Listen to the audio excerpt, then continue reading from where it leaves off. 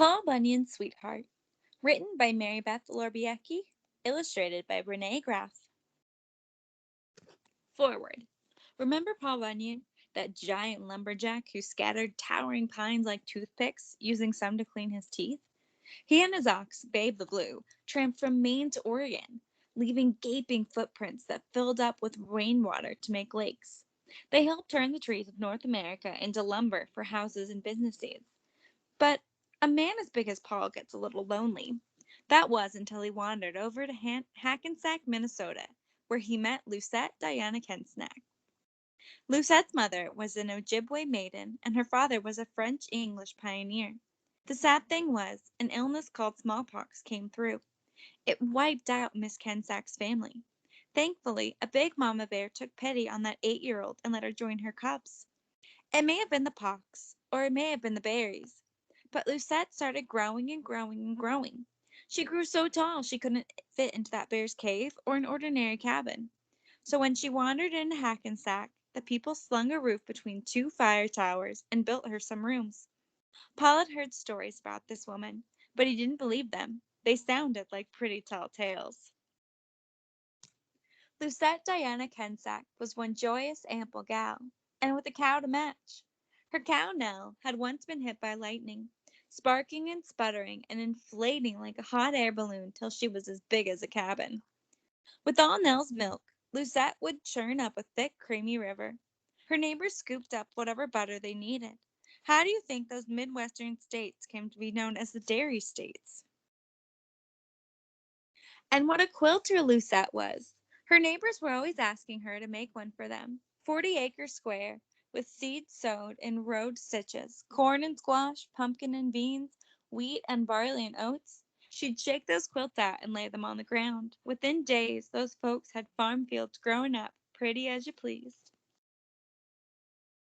When summer heat hung down like boiling syrup, the townsfolk would ask Lucette to shake out her rugs. If she'd do it gentle-like, her breezes would cool the sweat off their bodies so quick they'd have to hold on to their clothes to keep them on. But sometimes Lucette would get so enthusiastic she'd send tornadoes swirling to Texas. This happened so often during spring and fall cleaning spells that folks came to name the southern path of those winds Tornado Alley. One spring cleaning day, Lucette sent those winds Paul Bunyan's way. Suddenly, he smelled something so delectable blowing toward him. He raced like a forest fire to Hackensack. Then he stopped in his tracks. Lucette Diana Kenssack was a sight to behold. Her hair was as dark and glossy as a black bear's fur, and her eyes were the color of a piney hill on a misty morning. She was tossing big globs of what looked like hot lava into a bucket with the last of the winter snow. Paul snatched up a blob and popped it in his mouth. "Robber!" she shouted, and bopped him on the head. "That's my rock candy," Lucette complained. "I boiled up maple sap and swirled in my strawberries, blueberry, and thimbleberry jams." People nowadays call Lucette's rock candy Lake Superior agates. Paul's heart pounded like an axe on a tree, cutting him apart. He managed to spit out with a grin, "Why, Miss Lucette, your candy's as sweet as you, and I couldn't resist." She eyed him, but didn't bop him again. "I'm Paul Bunyan, and people say I'm the biggest, strongest, and most handsome man around. Don't you think we'd make a mite perfect couple?" he crooned, lovesick. Miss Lucette burst forth with a laugh livelier than fiddle music. "What makes you think I need someone big and strong and handsome? Don't I look like I've been taking care of myself just fine?"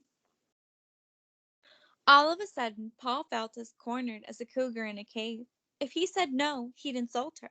If he said yes, he'd admit she didn't need him. Any woman could use a man who put all his strength and cleverness into loving her good and proper, don't you think? "Are you willing to prove it in a love test?" she asked, dimpling.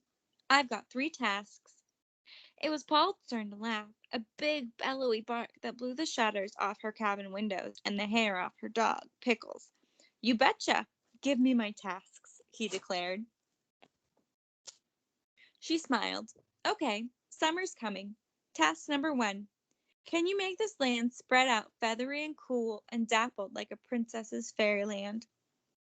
Paul's eyes widened big as windows.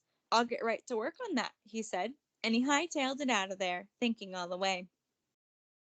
When he got back to the lumber camp, he sat down with his buddies, Joe Birch and Tom Mile.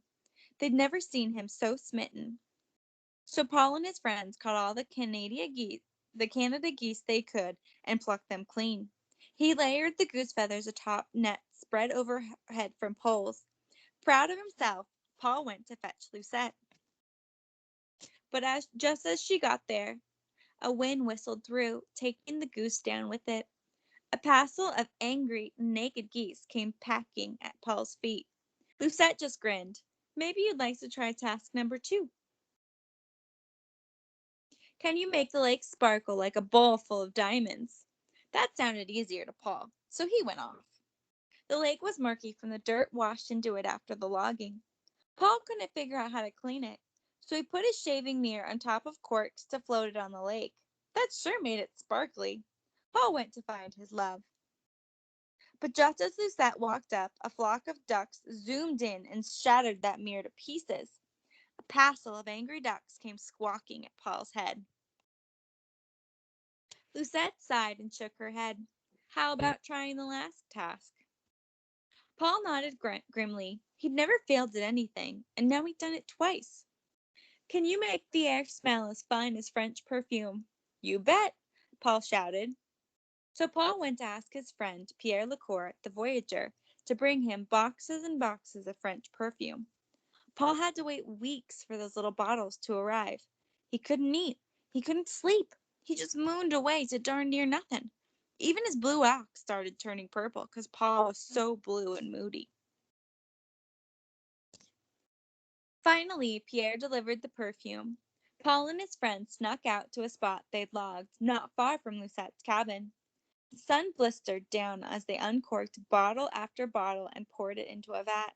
Then Paul picked up his fireplace bellows and started to fan that perfume. In no time at all, Lucette came rushing out of her cabin, her apron held to her nose, screeching. "What in tarnation is that smell?" Even Nell was coughing. Paul's heart sank. That perfume didn't smell so good after sitting in the sun. Now he'd never have loved Lucette. But funny thing was, Lucette just started to laugh and laugh, till all the flowers and vegetables were dancing from her breath. "You tried your best, and that's all a gal can ask. Now, let me show you the easiest answers to my love tests." Have you ever looked around the woods after you're through? They're a mess. I can't go marrying a man who expects me or someone else to clean up after him. Paul felt like a giant pine had just fallen on him. "What are you saying?" "I'm saying I need me some shade and fine-smelling woods and a sparkling lake for a good swim. So if you want to show me you love me, Paul, start planting trees where you've cut them, and start saving trees around lakes and streams. You need to become an all-around man of the woods, a forester." Paul hadn't heard that word before, but he liked it. It sounded strong and tall, like him. Lucette showed him how to use one of her sewing needles to prick the soil and insert a little seedling, just like a bead on a moccasin. But for this kind of woodland sewing, she made sure he did not sew in rows. So Paul and his lumberjack buddies spent the rest of the summer planting all different kinds of trees, especially pines, and he won the heart of Lucette Diana Kensack. They were married the next year, on June 9th, 1838, by Judge Edward Little, with his lumber buddies turned foresters, Joe and Tom, as witnesses. From then on, Paul Bunyan never forgot to clean up after himself and leave the land as healthy as he found it. And Lucette. Lucette happily spent her days near Hackensack, where she could stroll through forest fairylands, swim in sparkling lakes, and smell those piney fresh woods.